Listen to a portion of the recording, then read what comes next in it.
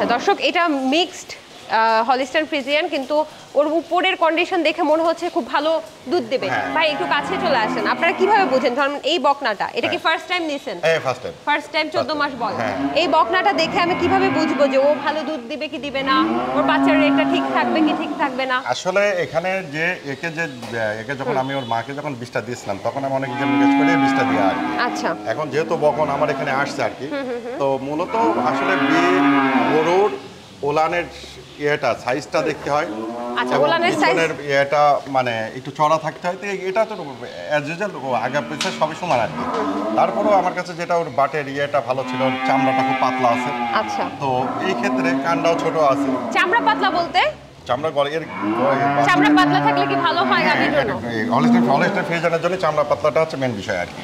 আচ্ছা, তাতে কি লাভ হয়? তাতে দুধের পার্সেন্টেজটা একটু ও ভালো হয়। আচ্ছা আচ্ছা।